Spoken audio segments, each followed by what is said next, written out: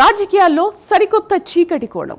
ఒకప్పుడు ప్రత్యర్థులపై గెలవాలంటే పకడ్బందీ వ్యూహాలు కావాలి. కానీ ఇప్పుడు ఆ ప్రత్యర్థి గుట్టు లాగాలంటే టెక్నాలజీ కావాలి. అవును, తెలంగాణ పొలిటికల్ స్క్రీన్ పై మళ్ళీ ట్యాపింగ్ టెన్షన్ మొదలైంది. తమ నీడను చూసి తామే భయపడే పరిస్థితి, సొంత వాళ్లను చూసి ఉలిక్కిపడే దుస్థితి. నిన్నటిదాకా ఆరోపణలు ఎదుర్కొన్న వారే నేడు అధికార పార్టీపై ట్యాపింగ్ అస్త్రం సంధిస్తున్నారు. అసలు సిట్ దర్యాప్తులో దాగున్న ఆ రహస్యం ఏంటి? కేసీఆర్, కేటీఆర్, హరీష్ రావులే టార్గెట్ గా సాగుతున్న ఈ సైబర్ పాలిటిక్స్ వెనక ఉన్న అసలు కథ ఏంటి? చూద్దాం ఈ స్పెషల్ స్టోరీలో. తెలంగాణ రాజకీయాల్లో ఇప్పుడు ఒక సరికొత్త మలుపు తిరుగుతోంది. ఒకప్పుడు పాలిటిక్స్ అంటే ఎత్తులు, పై ఎత్తులు, వ్యూహ ప్రతివ్యూహాలు మాత్రమే. కానీ ఇప్పుడు ఆ ట్రెండ్ పూర్తిగా మారిపోయింది. సరికొత్త జాఢ్యంగా అనుమానం, ఆందోళన నేతల్ని ఉక్కిరిబిక్కిరి చేస్తున్నాయి. ఎవరితో మాట్లాడాలన్నా, ఏ నిర్ణయం తీసుకోవాలన్నా ఏదో తెలియని భయం వారిని వెన్నాడుతోంది. దీనికి ప్రధాన కారణం మళ్లీ తెరపైకొచ్చిన ఫోన్ ట్యాపింగ్ రగడ. రాష్ట్రంలో ఇదొక సంచలనంగా మారి రాజకీయ వర్గాల్లో పెను ప్రకంపనలు సృష్టిస్తోంది. తమ నీడను సైతం నమ్మలేని పరిస్థితికి నాయకులు నెట్టబడ్డారు. అంటే ఇక్కడి పరిస్థితులు ఎంతలా దిగజారాయో మనకు స్పష్టంగా అర్థమవుతోంది. ఆధునిక టెక్నాలజీ ఇప్పుడు వారికి ఒక పీడ కలలా మారిపోయింది. గత ప్రభుత్వ హయాంలో జరిగిన ఫోన్ ట్యాపింగ్ వ్యవహారం ఇప్పుడు సెకండ్ ఇన్నింగ్ స్టార్ట్ చేసినట్లు కనిపిస్తోంది. టార్గెట్ బీఆర్ఎస్ అన్నట్లుగా అధికార కాంగ్రెస్ పావులు కదుపుతోందని, ముఖ్యంగా గులాబీ boss KCR, working president KTR, మాజీ మంత్రి హరీష్ రావులను లక్ష్యంగా చేసుకుని ముందడుగు వేస్తోందని ప్రతిపక్షాలు ఆరోపిస్తున్నాయి. దీనికోసం ఏకంగా రెండో సిట్ ఏర్పాటు చేశారా అనే అనుమానాల్ని కీలక నేతలు వ్యక్తపరుస్తున్నారు. పొలిటికల్ లీడర్లను ఇరికించేందుకు సాక్షాత్తు సీఎం రేవంత్ రెడ్డి కుట్ర చేస్తున్నారన్నది వారి ప్రధాన ఆరోపణ. అందుకే కేవలం టెక్నికల్ ఎవిడెన్స్ ఆధారంగానే పక్కా విచారణ జరగాలని గులాబీ శ్రేణులు డిమాండ్ చేస్తున్నాయి. కాంగ్రెస్ ప్రభుత్వం పవర్లోకొచ్చిన తర్వాత ఆ ట్యాపింగ్ కేసు దర్యాప్తును ఒక రేంజ్లో స్పీడప్ చేసింది. ఇప్పటివరకు ఏకంగా 300 మందికి పైగా విచారణకు పిలిచి ప్రశ్నించారు. అయితే ఇంతమందిని విచారించినా ఇంకా ఎందుకు ఛార్జ్షీట్ దాఖలు చేయలేదన్నది ఇప్పుడు ప్రధాన వాదనగా మారింది. కొండను తవ్వి ఎలకను పట్టినట్లు ఇంత భారీ విచారణ తర్వాత కూడా దర్యాప్తులో ఏం తేలిందో నేటికీ గోప్యంగా ఉంచడం పలు అనుమానాలకు తావిస్తోంది. ఫైనల్ ఛార్జ్షీట్లో కావాలనే కేసీఆర్, కేటీఆర్, హరీష్ రావుల పేర్లను చేర్చాలని సీఎం ఒత్తిడి తెస్తున్నారనేది బీఆర్ఎస్ చేస్తున్న తీవ్రమైన ఆరోపణ. ఇది కేవలం రాజకీయ కక్ష సాధింపు చర్య మాత్రమేనని, ఇందులో ఎలాంటి వాస్తవం లేదని ప్రతిపక్ష నేతలు బలంగా వాదిస్తూ వస్తున్నారు. ఈ మొత్తం ఎపిసోడ్లో సిట్ దర్యాప్తు తీరు అనేక మలుపులు తిరిగింది. నోటీసులిచ్చి కొందరిని సుదీర్ఘంగా విచారించగా ఖండాంతరాలకు పారిపోయిన వారు సైతం విచారణకు హాజరు కాక తప్పలేదు. అయితే సిట్ విచారణలో నిందితులు సరైన సమాధానాలు ఇవ్వకపోవడం, చాలా వరకు తమ డిజిటల్ డేటాని డిలీట్ చేయడం వంటి ఘటనలు కోర్టులకు కీలకమైన ఎవిడెన్స్గా మారాయి.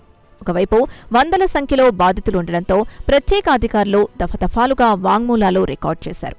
ఆ తర్వాత జరిగిన అనూహ్య పరిణామాలతో ఈ కేసులోని ప్రధాన నిందితులు బెయిల్పై బయటకు రావడం కూడా అందర్నీ ఆశ్చర్యానికి గురిచేసింది. సాంకేతిక ఆధారాల మాయం వెనుక పెద్ద పెద్ద తలకాయల హస్తం ఉందనే అనుమానాలు ఇప్పుడు తీవ్రస్థాయిలో బలపడుతూ వస్తున్నాయి. ఒకప్పుడు ట్యాపింగ్ ఆరోపణలు ఎదుర్కొన్న బీఆర్ఎస్ నేతలు ఇప్పుడు అదే అస్త్రాన్ని అధికార పార్టీపై ఎక్కుపెట్టారు. తమ ఫోన్లను, నేతల ఇళ్ల దగ్గరున్న సీసీ కెమెరాల్ని ప్రభుత్వం హ్యాక్ చేస్తోందంటూ తీవ్రస్థాయిలో ఫైర్ అవుతున్నారు. తమ ప్రైవసీకి భంగం వాటిల్లుతోందని, ఈ తాజా ఫోన్ల హ్యాకింగ్పై కూడా వెంటనే సిట్ దర్యాప్తు చేయాలని వారు గట్టిగా డిమాండ్ చేస్తున్నారు. గతంలో వ్యవస్థల్ని మేనేజ్ చేశారని ఆరోపణలు ఎదుర్కొన్న నేతలే నేరుగా సీనియర్ ఐపీఎస్ అధికారుల్ని లక్ష్యంగా చేసుకుని విమర్శలు గుప్పించడం విడ్డూరంగా కనిపిస్తోంది.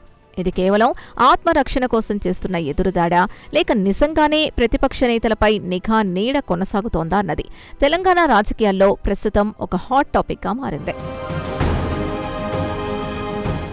చూశారుగా, ఒకప్పుడు ట్యాపింగ్ ఆరోపణలు ఎదుర్కొన్న గులాబీ దళం ఇప్పుడు పాలకులపై అదే తరహా హ్యాకింగ్ ఆరోపణలు చేస్తోంది. అంటే పవర్ ఎవరి చేతిలో ఉంటే ఈ టెక్నాలజీ వారి బ్రహ్మాస్త్రంగా మారుతోందా? ఇంటెలిజెన్స్ పేరుతో ప్రత్యర్థుల కదలికలను ముందే పసిగట్టే ఈ పాలిటిక్స్ ఇప్పుడు లీడర్ల పాలిట ఎలా గుదిబండగా మారాయో, అసలు ఈ ట్యాపింగ్ భయంతో నేతలు పడుతున్న అనుమానం, ఆందోళన ఏంటో ఇప్పుడు చూద్దాం. ఇక్కడొక ఆసక్తికరమైన విచిత్రం మనకు స్పష్టంగా అర్థమవుతోంది. ఫోన్ ట్యాపింగ్ వ్యవహారం ప్రధానంగా జరిగింది నాటి బీఆర్ఎస్ ప్రభుత్వ హయాంలోనే అని విచారణ సంస్థలు చెబుతుంటాయి. నేడు అదే నిఘా మాపై జరుగుతోందని ఆరోపిస్తోంది కూడా ఆ పార్టీ నేతలే కావడం గమనార్హం. గుమ్మడికాయల దొంగ ఎవరంటే భుజాలు తడుముకున్నట్లుగా కొందరు నేతల వ్యవహార శైలి తయారైంది. దీన్ని బట్టి చూస్తే తెలంగాణ రాజకీయాల్లో ఫోన్ ట్యాపింగ్, డేటా హ్యాకింగ్ అన్నది ఒక సాధారణ ప్రక్రియగా, ఒక కామన్ కల్చర్గా మారిపోయిందా అనే సందేహాలు సామాన్యుల్లో సైతం తలెత్తుతున్నాయి. ప్రభుత్వాలు మారినా ఈ సిస్టమ్ మాత్రం మారడం లేదని, ఎవరు పవర్లో ఉంటే వారు ఈ టూల్స్ని తమ ప్రత్యర్థులపై ప్రయోగించడం ఒక ఆనవాయితీగా మారిపోయిందని విశ్లేషిస్తున్నారు. పవర్లో ఉన్నవారు తమ ప్రభుత్వ మనుగడ కోసం ప్రత్యర్థుల వ్యూహాలను ముందుగానే పసిగట్టడం కోసం వారి కదలికలపై కన్నేసి ఉంచడం అన్నది కామన్ పాలిటిక్స్. దాన్నే అధికారిక భాషలో ఇంటెలిజెన్స్ అని పిలుస్తూ ఉంటారు.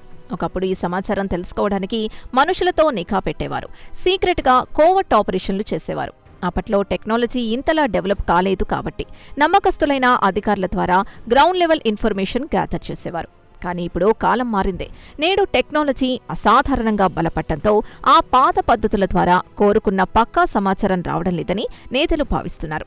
అందుకే ఇలాంటి అత్యాధునిక నిఘా వలయాలను ఎంచుకొని ప్రత్యర్థుల ప్రతి కదలికను ట్రాక్ చేయడానికి ప్రయత్నిస్తున్నారు. ఈ స్మార్ట్ యుగంలో టెక్నాలజీయే ఒక పవర్ఫుల్ వెపన్. ఆ టెక్నాలజీని విరివిగా ఉపయోగిస్తూ ప్రత్యర్థుల్ని ఇరుకున పెట్టే సరికొత్త కల్చర్ రాష్ట్ర రాజకీయాల్లో పెరిగిపోయింది. ఏ నేత ఎవరితో మాట్లాడుతున్నారు, రేపటి వారి పొలిటికల్ స్ట్రాటజీ ఏంటి, ఎవరితో పొత్తులకు ప్లాన్ చేస్తున్నారు లాంటి విషయాల్ని నేరుగా ఫోన్ ట్యాపింగ్లు, వాట్సాప్ హ్యాకింగ్ల ద్వారానే రాబడుతున్నారని స్పష్టమైన సంకేతాలిస్తోంది. అందుకే రాజకీయ నేతలు ఇప్పుడు సాధారణ ఫోన్ కాల్ మాట్లాడాలంటేనే హడలిపోతున్నారు. అత్యంత ముఖ్యమైన విషయాల్ని కనీసం మెసేజ్ల రూపంలో కూడా షేర్ చేసుకోవడానికి సాహసించడం లేదు. ఇది రాజకీయాల్లో సాంకేతికత తీసుకొచ్చిన ఒక నెగటివ్ ఇంపాక్ట్గా, ప్రతిపక్ష గొంతును నొక్కే ప్రయత్నంగా చాలామంది నిపుణులు భావిస్తున్నారు.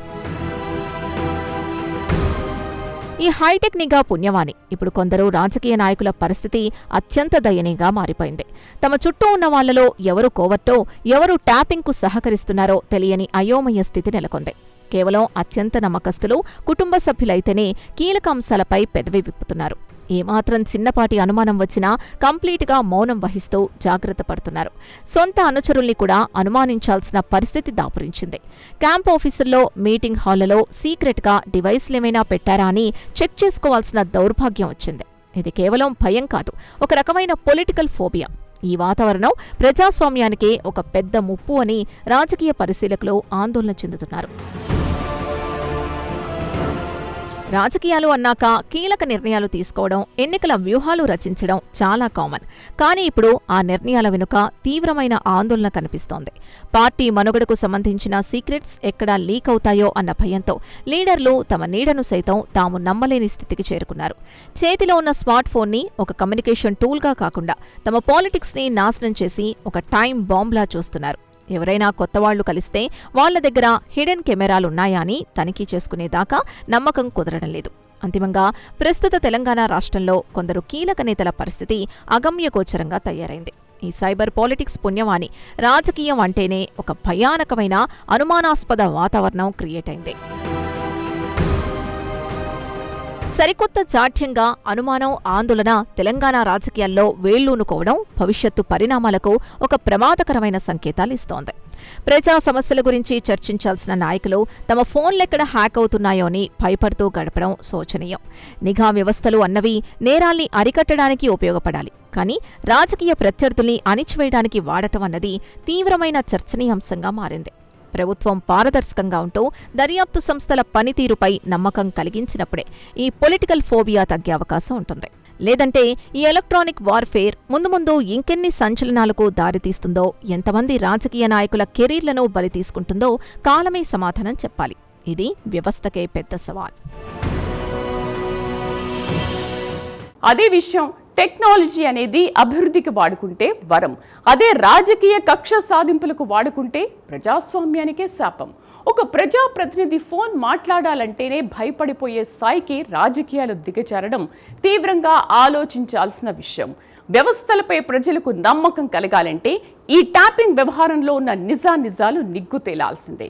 లేదంటే భవిష్యత్తులో ఈ సైబర్ పాలిటిక్స్ ఇంకెంతమంది నాయకుల రాజకీయ జీవితాలను బలి తీసుకుంటుందో వేచి చూడాలి.